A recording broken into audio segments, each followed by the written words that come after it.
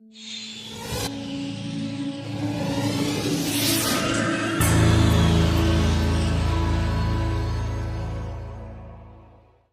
everybody! Welcome to this TED Talk. I really hope you enjoy it.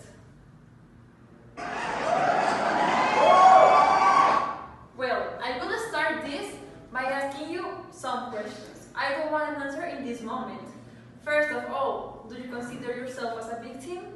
Do you think you have been victim of the armed conflict? And finally, do you think these victims are away from you? Well, first of all, I want to place you on the 60s. Colombia was facing a lot of problems with the violence and the armed conflict. The president of that moment was Alberto. According to the Centro Nacional of Memoria Histórica, between 1958 and 1982, there was a transition of the violence between the parties, conservative and liberal. This generates a lot of instability between all the society and the increase of the guerrillas. Mobilization and marginality of the armed conflict were increased during this time. Well, maybe you already know all these facts, but do you want to listen to some alarming facts? Well, during this time, 193 and 17 persons were killed because of this violence. Yes, you listen good. 193 and 17 persons. There were a lot of victims, but the departments that were more affected by these problems were Caldas, Tolima, Antioquia, Norte de Santander, Santander, and Valle del Cauca. This generates a lot of suffering and sadness for all the victims and their families. For this, I bring a special guest who sent us a video, and she's gonna tell us a story that was on Caldas department.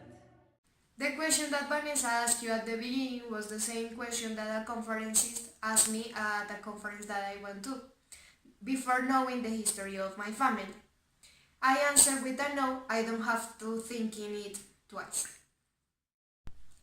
This is a history about my family which my mother told me.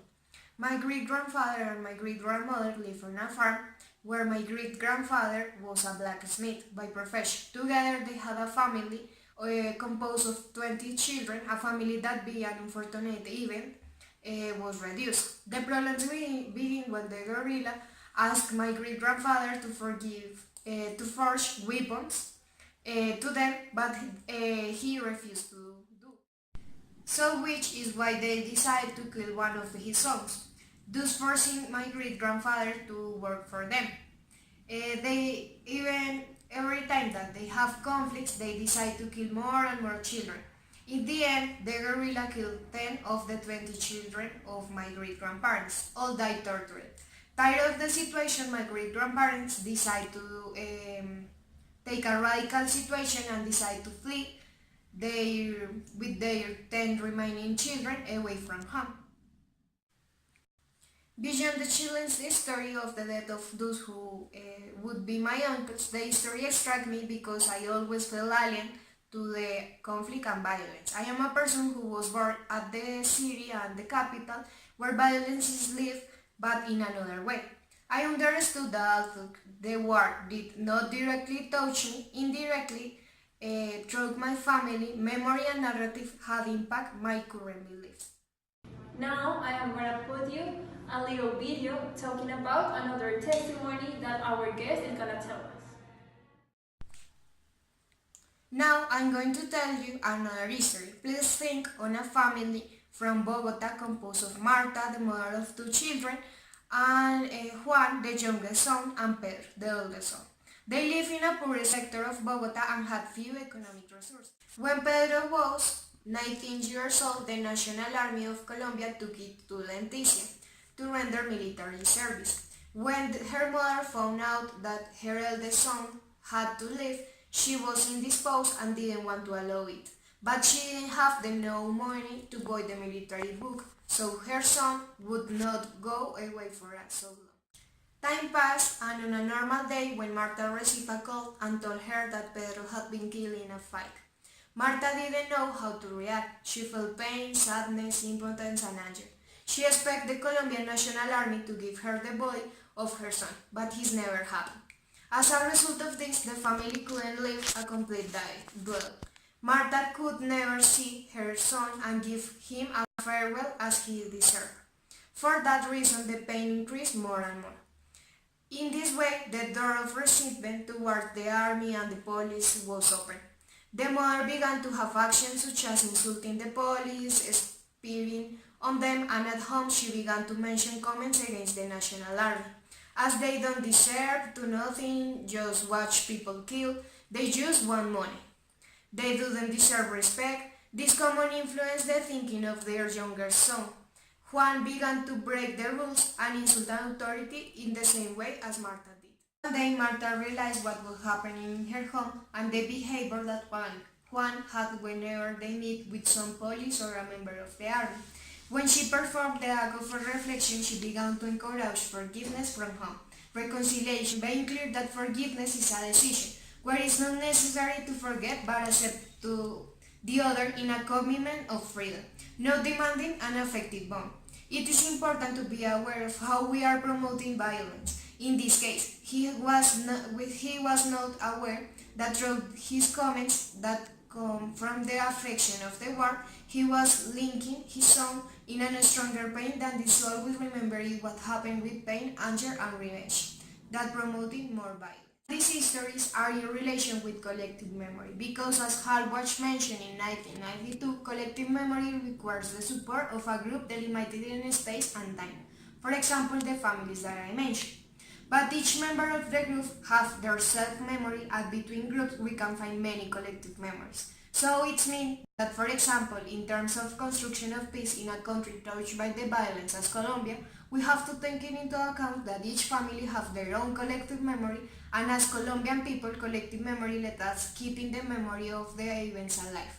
But for the reconciliation in terms of peace, we have to resignify these memories, giving a positive message to the new generation.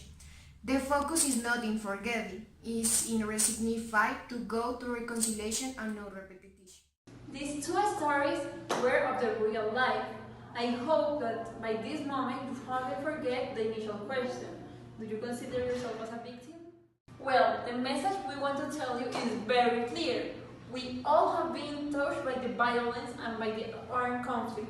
We all are victims, directly or indirectly. For example, if these problems touch us or our family or relatives.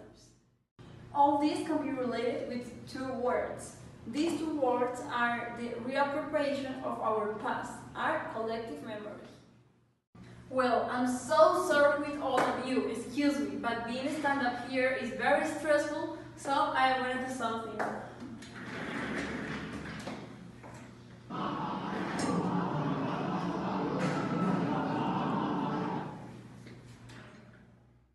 Well, there is an author, Saramago, that in 2007 mentioned that there is no need to be in the middle of an armed conflict to make explicit our need of remember.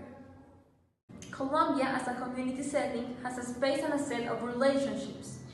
This has been created and allows us to construct memory. Well, memory is made from social relationships, always with a view from and for the present, which implies that memory plays a fundamental role in social transformations, because this is what the present and future values can be conflict with the version of the past. Our memories reproduce the meanings of the past, but memory gives us the possibility and the power to reproduce those meanings. This was said by Piper and Fernández in 2011.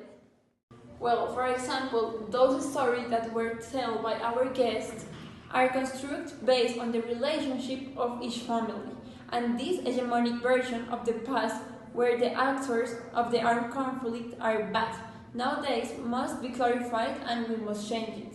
In the second story, the mother decided to change her speech because she realized that those meanings that she built in the past were affecting her children in the present, and she decided to transform it. Well, in my case, personally, I really believe that when we move from one paradigm to another, from seeing the victims of the conflict armed position of external, where there are the victims, The decisions that are made about the peace process do not include me and do not affect me because I have never been touched by violence in the armed conflict.